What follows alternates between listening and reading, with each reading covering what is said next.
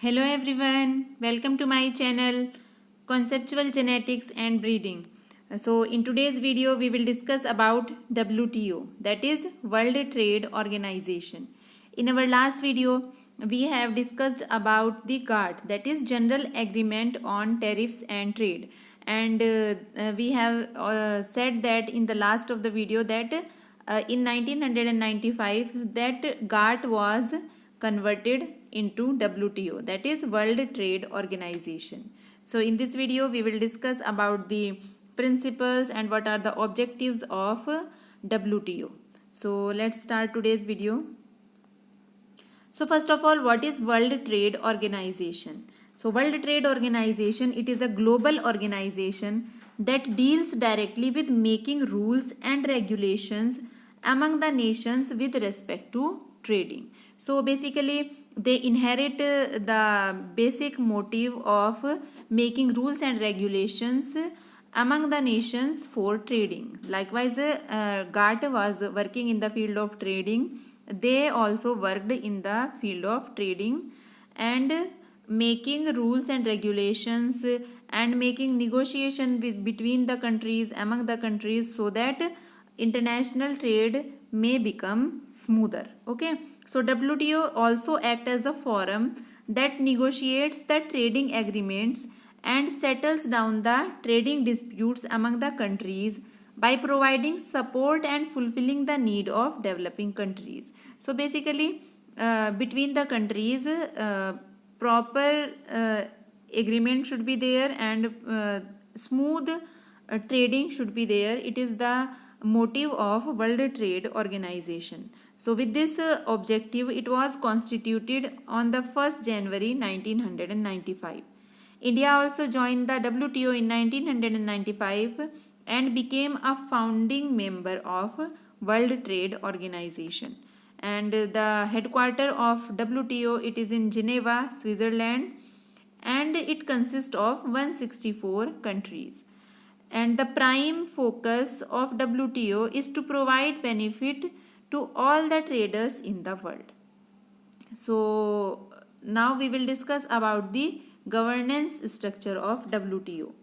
WTO has a body which is known as Ministerial Conference, and it is the highest decision making body in the WTO. So the highest decision making body or highest body in the WTO, it is Ministerial Conference. It is the prime we can say the body, the decision making body in the WTO. So all members of WTO, they are involved in Ministerial Conference. So each member country, it has a representative of their country in the Ministerial Conference, and usually this conference they meet every 2 years and they take decision on all the matters covered under any multilateral trade agreement. So if any disputes are there among the countries, they discuss in their meeting and they try to resolve those disputes. So if we talk about the structure of WTO, first of all, it has ministerial conference, and this under this ministerial conference there is general council.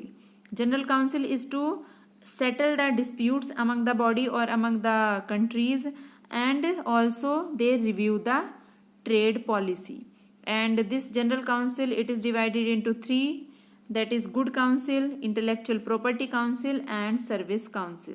So they worked well on their structure, on their these organization, and they divided all the three parts and they make three different bodies which will good council, intellectual property council for dealing intellectual property related issues, and this good council is for dealing with goods related issues, and service council is to make the rules and regulation, especially in case of services. So this is the governance structure of WTO, and you can see that it is much more stronger as compared to GATT.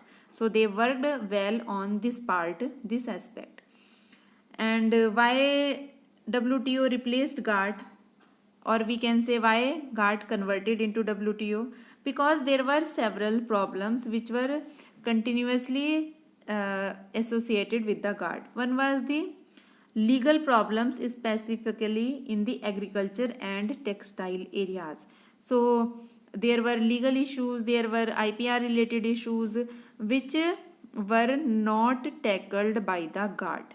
And in GATT framework, in the GATT, United States was there a member country, but they could not convince China and Japan to open up their market to others' goods and services. So this was another reason. And also GATT excluded the services and intellectual property rights. And there was no international mechanism to resolve these intellectual property or services related disputes among the countries. So they did lack in the services part and in the intellectual property right part. Therefore, GATT started to face very serious problems and eventually converted to the World Trade Organization. So we can say WTO is in new form, or we can say the improved form of the GATT. So principles of WTO, there are 5 principles of WTO. First one is principle of most favored nations. So this was the principle of GATT also. We know that principles of most favored nation is that all the countries are same. Okay, they place all the countries at same level, means what are the rules and regulations, they will be equal to all the member countries. It was the principle of GATT also, and they also inherited the same principle, that is principle of most favored nation. So this says that no countries can discriminate against each other or grant some special favor to any country. So all countries are equal with respect to trading, with respect to intellectual property, they all are same. And WTO keeps all the members on the same page. Also the product imported and locally made goods, they should be given equal treatment. Okay, so these are the highlights of this principle, that is principle of most favored nation.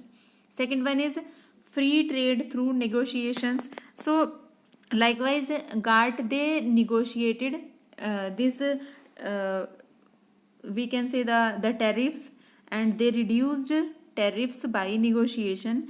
The WTO, they also worked on the same. So there can be many barriers to free trade, like duties or tariffs, bans or quotas, which may affect effective trading. So WTO worked on that, and WTO tried, they continuously trying to do good work in this field. And WTO also keeps on discussing such issues over time to reduce the fitness in business and marketing and make it relaxed and free trade.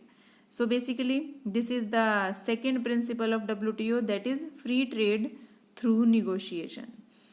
Third one is transparency, because each and every member country, it has its representative in the ministerial council itself. So there is more transparency among the countries. So whenever any country opens to the market for services or goods, it gets bound under the WTO, World Trade Organization.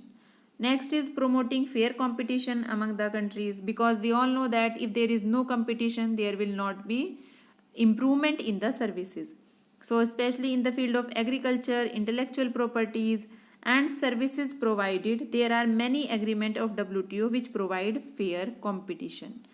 As a result of these agreements, it is the government procurement agreement, competition rules applied to all the countries. So basically the one principle, that is principle of most favored nation, if some agreements are there, they will be equally applied to all the countries. And next principle is encouraging development and economic reform. So basically WTO, they facilitate development, and this is the principle they inherit from GATT, because they also provide special assistance and trade concessions to developing countries. So likewise GATT, WTO also provide special assistance to developing countries. to make rules of their own countries, to enforce them. WTO support the developing countries in this aspect. What are the objectives of World Trade Organization? There are several objectives of World Trade Organization. First one is to limit the trading barriers by negotiating. So whenever there is a problem among the countries, WTO they negotiate the rules and regulations, and they try to resolve the issues. Second one is stimulating economic growth and employment opportunities. Third one is limit the cost of international business activities. To reduce the trade dispute among the countries, if there are disputes, there may be negotiations. Okay, so they talk about between among the countries, they talk with them and they try to reduce the disputes by making rules and regulation, by making and enforcing them equally in the member countries. And they collaborate with the leading financial institution to boost the economic management. So these are several objectives of World Trade Organization.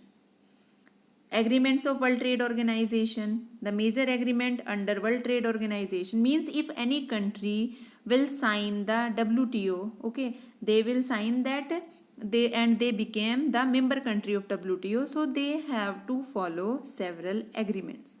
The first one is the goods, services and intellectual property will be under the control of WTO in the member country. Means if you are a member country of the WTO, then you have to follow these agreements. And if they will control that these goods, services and intellectual property related activities, so they will resolve the issues also which will be related to trading. If there are, like if India is a member country of WTO and India is facing any issues in the market of the other countries, so these issues they will be resolved by WTO by asking those countries and by negotiating with those countries. They advise and compel countries to enact their own trade regulation and notify the WTO. So they encourage other member countries to make their own rules, regulations, the domestic regulations, trade related regulation, and to enforce them in their country. Means WTO advise and WTO support the member countries in this aspect. A country has to sign and ratify the accord of the WTO before joining it. So this is the agreement that before joining the WTO as a member, the country has to sign all these agreements. Functions of World Trade Organization. There are several functions. First one is it regulates the laws related to trade agreements. It organizes the conferences for trade negotiation. So the meetings are there basically among the countries in these conferences, and these type of conferences they are organized by WTO basically for trade related negotiations among the member countries. They sort out and resolve the issues related to trading. If there are disputes among the countries, if there are several issues, the countries they are not agree with something, so WTO they try to negotiate between them. And WTO also examines trade related policies. Time to time they make amendments if there are requirements of amendments.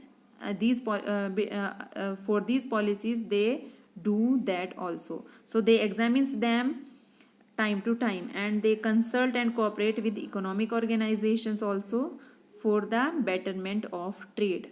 So for smoothening of trade they consult and cooperate with economic organizations. So these are the functions of World Trade Organization.